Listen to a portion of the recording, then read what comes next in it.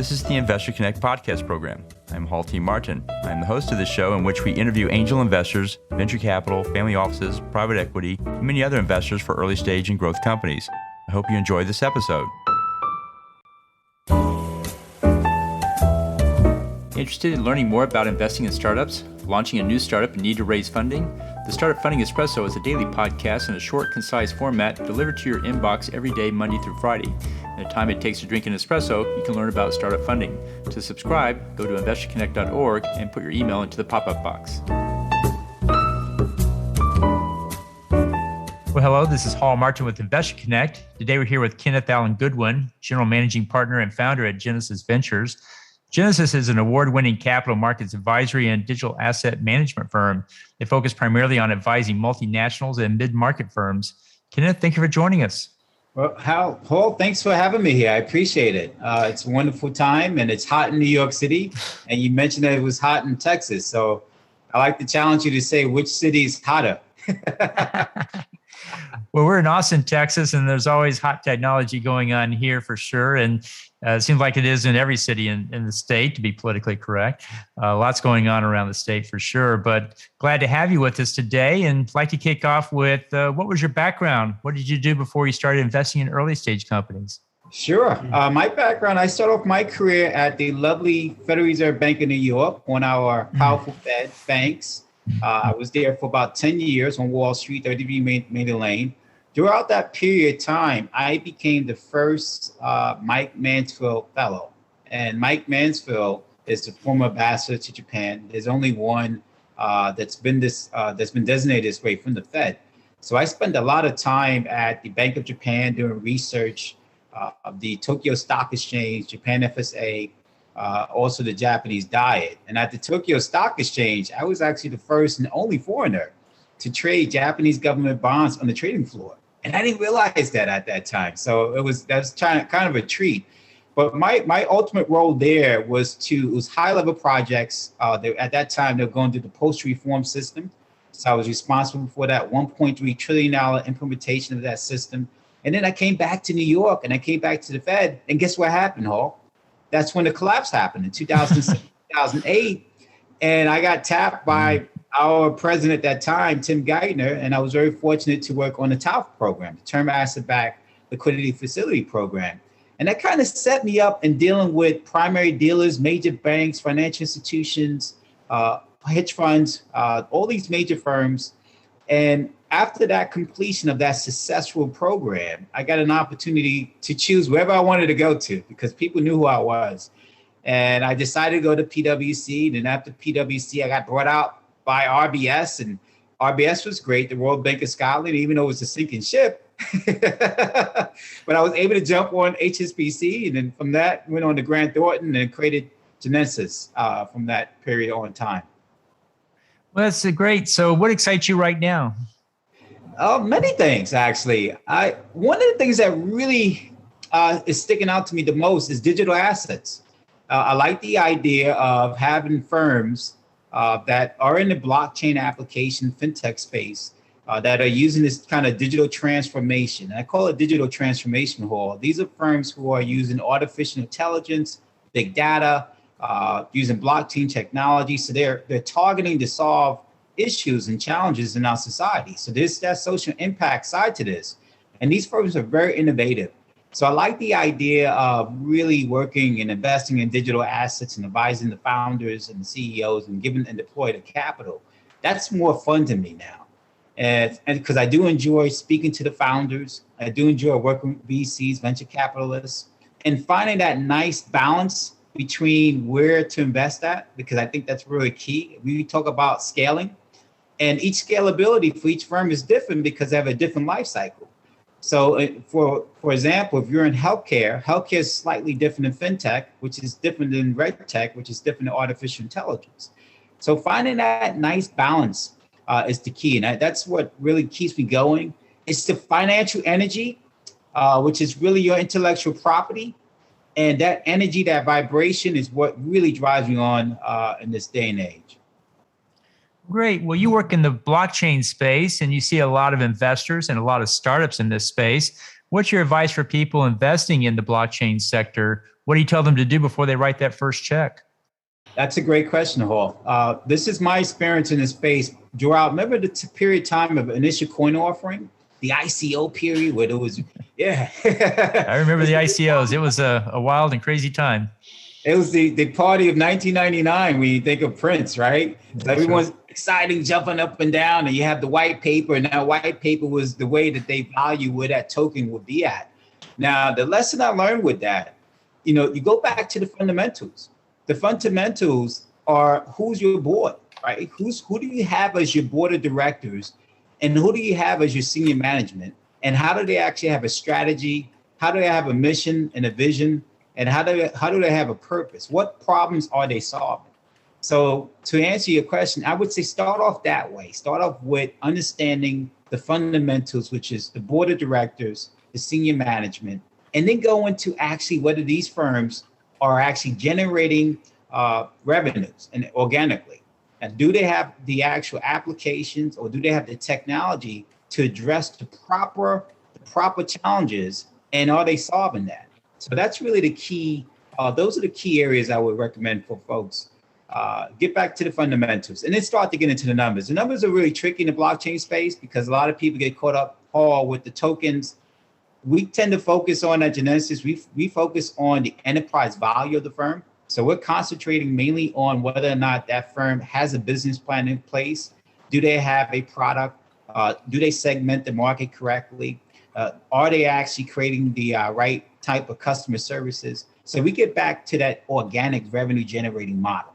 And that goes tie right nicely into how management are managing their cash flows. Are they making the right decisions in terms of investments, operations, and finance? And great. And then on the other side of that table, what's your advice for people running blockchain startups? What do you tell them to do before they go out to raise that first round of funding? I tell them all the time. I say, think about what problems are you solving first. Think about where you're solving your problems, and think about how your strategy is working. That's really important in the blockchain space because this is a technology that's constantly moving. And so what you have is these pivots, these constant pivots. But you got to find a way to say, this is our mission, this is our vision, this is our purpose, this is where we want to be in 2 to 3 to 4 to 5 years. Very important in this space, because what happens within this technology is that you can pivot away from an opportunity where you have organic growth. So I think really staying focused to your mission is very important.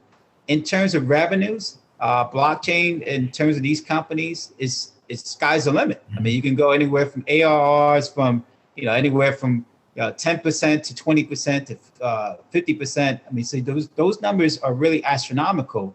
I like to see that slow crawling, where they're still part of that business life cycle, and is that area of maturity. So those are the things I would say to those businesses. Great. So let's talk about the state of investing in blockchain startups. How do you see the industry evolving from here?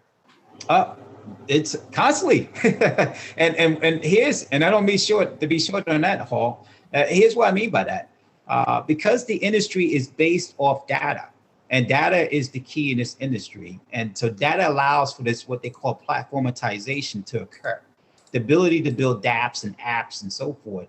And that leads to these new products.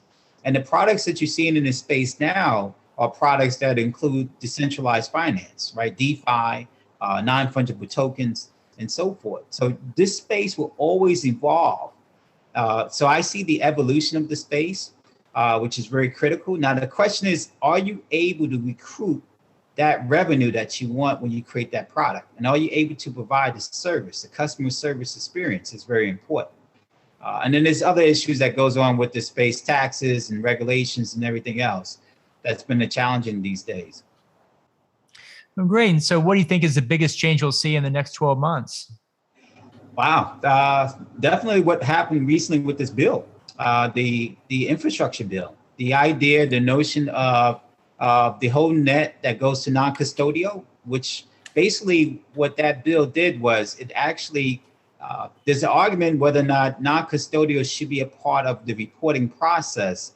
And if they are part of the reporting process, are they going to get taxes? So it's really a tax treatment bill.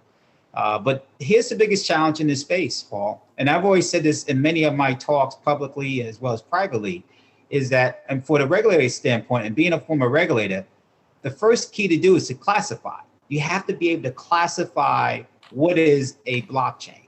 And it's because it's a technology, the challenge with classifying as a technology, you're dealing with data and you deal with intellectual property. So the closest you can come to is the core definition of blockchain, which is really what I say is a digitized payment system. So if it's a digitized payment system, then maybe kind of the character of that is that it's geared towards a currency, which is why you have Bitcoin and Ethereum classified as cryptocurrency. And if it's classified as cryptocurrency, then it's hard to tax. But however, our tax laws here in the US, we treat it as a property. So we tax it as a property. And I always say that that's the biggest challenge is the classification, because that leads to the treatment. How do you treat these particular assets? This is a new technology. So how do you treat these assets? Some of these assets, they act as if they're commodities. They act as if they're securities. They act as if there's currency, there's utility function to it. So how do you have a treatment towards that? But the first step is you got to classify it. And I think that is the key right there, because what's going to happen is if we don't get this right, Carl, not only are we going to lose the innovativeness of this, the key is we're going to lose the economic development. That's the impact. Innovation leads to economic development, which creates jobs, which creates financial energy, which builds the wealth that we have in the household. So we don't get that right, that's going to be a missed opportunity. So I think the next 12 months is very critical in the blockchain space. Great. So let's talk about your fund and your investment thesis. What exactly is your investment thesis for this sector? Yes, it's called the 144 Trailblazer Fund. And the fund it's a unique fund. It is a security token offering. So there's only 3 firms out there that have this similar type of approach, where necessarily they're not investing directly in digital currencies, but we're using a security token offering, which we're going through the SEC, registering through the SEC. And this was the SEC way of handling initial coin offering. They basically say, hey, you got to deem it that it is a security, which we're happy to do. And yet we have to do the proper filings for it. So initially we were going to do a Reg D. And so initially we we're going to do the Reg D because we like the idea of the private placement, because that gives us the idea of targeting certain investors that had the history of doing digital assets. So these are names that you probably heard in the industry. I won't say their names, but they're very active in holding tokens. And then on the private, that was on the private side. The public side is the actual launch of the token itself. So ultimately, the goal and the thesis of the 144 Trailblazer Fund is to target firms in that seed to kind of Series A level. There's kind of a middle there where these firms, they're between 1 million and about 5 million in revenue. And they're at a point where they're about to scale and they're trying to figure out their scale, but they need that liquidity. And they don't need a lot of liquidity, but they need enough liquidity to either do market segmentation, product development, bring on new types of business development, new types of clients, and so forth. So we want to be able to, with the token, at least with the founders, they're going to have access to that token via the wallet, as well as receive that capital injection from those investors. So they're going to be able to constantly be able to use that. They can use that token for decentralized finance. They can actually, they can do a liquidity pool lending, and all these things that they can use to help them grow out their business. So that's really basically the thesis behind that. Now, we actually have firms, and we're targeting particularly firms in fintech, red tech, AI, blockchain, agritech. These are the types of industries that we're focusing on because we believe that they're using this kind of transformative technology to solve problems in our society. So there is a social impact, but then at the same time, there's also the ability to get these results on a consistent basis. Great. Can you mention 1 or 2 startups that fit that thesis? Yes. We've been very fortunate because actually out of the 24 firms that we've been working with already, a good 50% are BIPOC, 60% are women. So we've been fortunate to work with firms like AxiChain, and AxiChain is based down in Australia. It is a company that essentially what they've done is they've digitized the idea of cattle. So they recognize that cattle is a paper-based industry. And anywhere around the world, Hall, you notice that you see these little stickers on the cattle. And even with those stickers, and you take that cattle, you go on and you put that cattle on the actual car or a truck, it still has to deal with legal documentation and paper, all the way to the slaughterhouse, all the way to the actual grocery store. So they recognize that one of the things they can do is that they can digitize that or automate that through QR codes. So they're going to QR code the actual cattle itself, and they're going to use logistics intelligence, which allows for both the investors and the buyers and the sellers to see this cattle move. And so as you go along the supply chain process, there's opportunities where they can provide and collect data and use that as a way to shorten the time period to actually get this cattle out to the marketplace. But then at the same time, it gives enough information to the investors, to the farmers, and so forth. So now we have a better product at the tail end. And that's been a great firm to work with. Another firm that we work with is called AFID. AFID is based out in Los Angeles. And AFID is an artificial intelligence chatbot. So basically, the chatbot allows for it's a personal assistance tool that essentially allows you to do different types of assignments. So now you don't really have to worry about, typically what we normally do with our calendars and everything else. We can rely on this chatbot that actually gather all that information and is able to shape how your day is going to be like and so forth. So that firm is using a blockchain called Solana as a way to actually capture that data and report the data. And that's been very exciting. They've been very great to work with. Great. So what are the challenges that a blockchain startup faces today in order to get their business up and running? A lot of it is based on in terms of education. So I'll give you an example. There's opportunities where, well, one, it's fairly new. It's only been around for about 11 to 12 years. So the perception is that it's still new, but the perception is that people don't know what it is. And so that's an opportunity. That's an opportunity for education. It's an opportunity for training. But what happens is people tend to tie in blockchain with crypto. And that's the cryptocurrency portion of it, where let's say a firm like AFID, it's a blockchain application firm. So they're actually having a blockchain application to solve a problem. And that's slightly different. They may be using a token as a way to give back for their investors, but the core value of what they do is applications. And so I think that's one of the biggest challenges that they have. Now, from the capital raising side, as you and I know, one of the biggest challenges as an investor is trying to figure out how do you value these firms? What's the valuation for a blockchain application or blockchain technology firm? It's not the traditional sense. So we traditionally like to use that discounted cash flow model. That doesn't work in the blockchain space. So if a firm relies a lot on crypto is very volatile. So it's always going to fluctuate. So you can't really use that as a way to measure the valuation of a firm. There's got to be other new matrix that needs to be applied to measure or at least allows for tools as ways to calculate the valuation. Those seems to be the problems or the challenges within the blockchain space. Great. And then on the other side of that table, what's the challenge a blockchain investor faces today?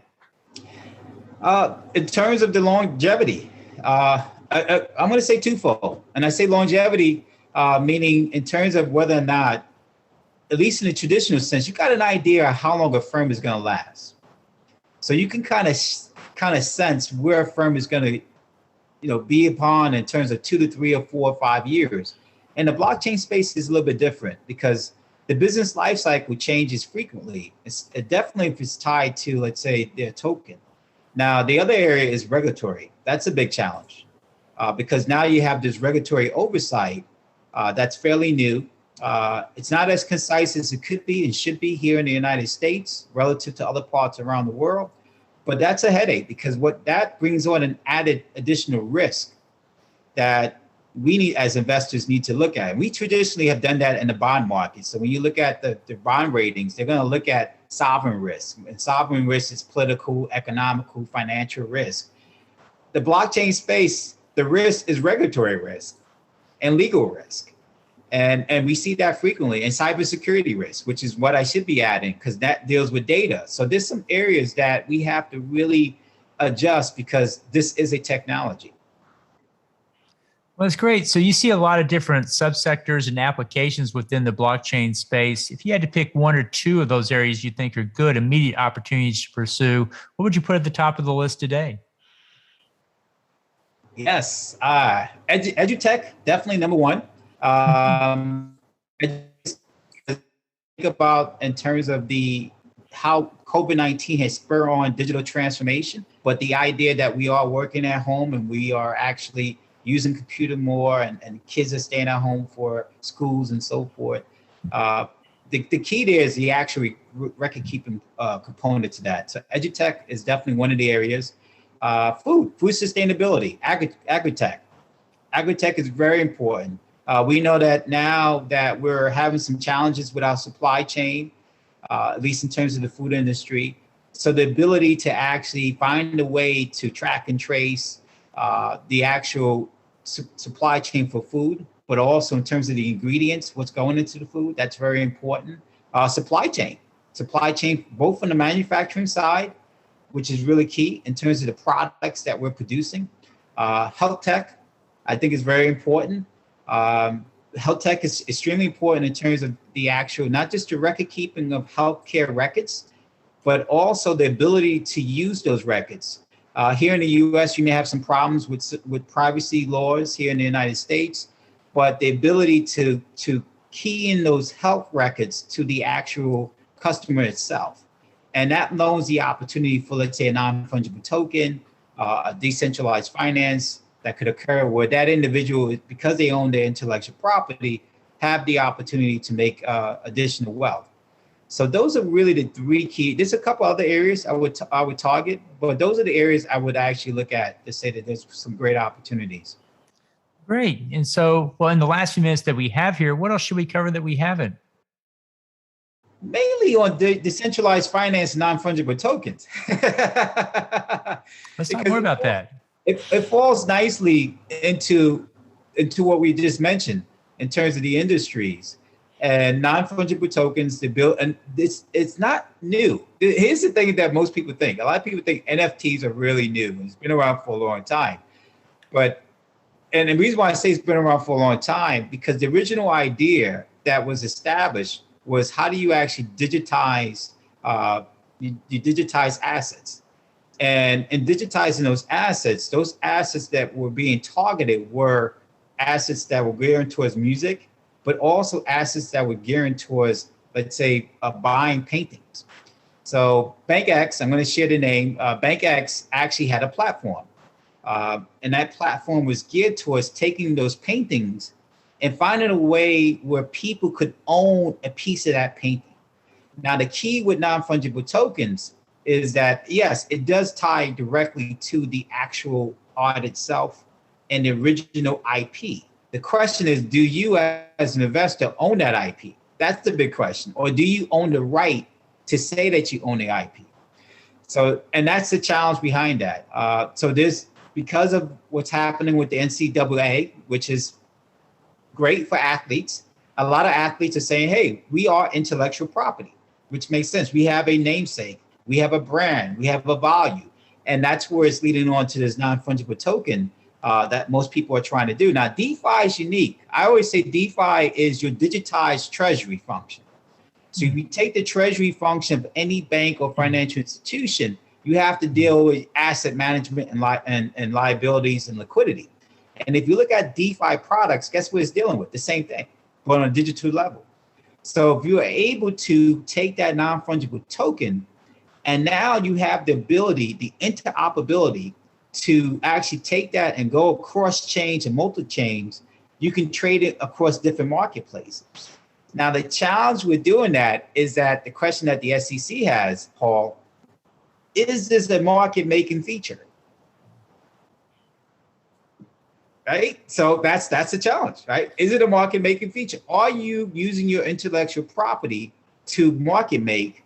And if you're market making, you're not doing suitability. So there's no disclaimers or disclosures or anything like that. Because typically we, as investors, we know before we go out and launch any product, we have to kind of get a smell test of the investors, of our consumers and everything else, our target audience. So there has to be a level of suitability. So there's a challenge behind disclaimers and disclosures, the proper process to ensure that risks are mitigated.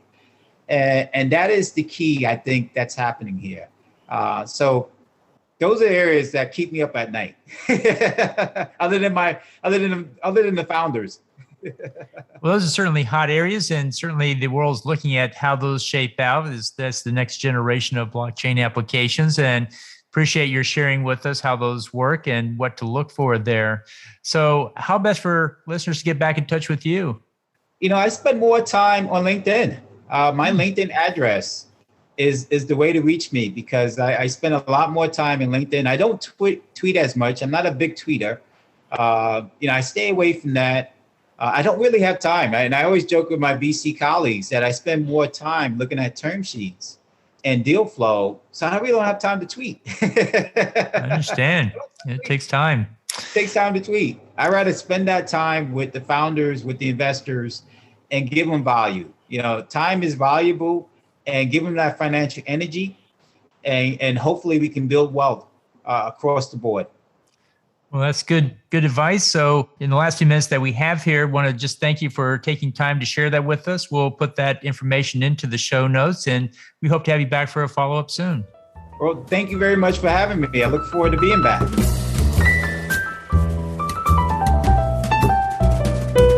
Investor Connect helps investors interested in startup funding. In this podcast series, experienced investors share their experience and advice. You can learn more at investorconnect.org. Paul T. Martin is the director of Investor Connect, which is a 501c3 nonprofit dedicated to the education of investors for early-stage funding. All opinions expressed by Hall and podcast guests are solely their own opinions and do not reflect the opinion of Investor Connect. This podcast is for informational purposes only and should not be relied upon as a basis for investment decisions.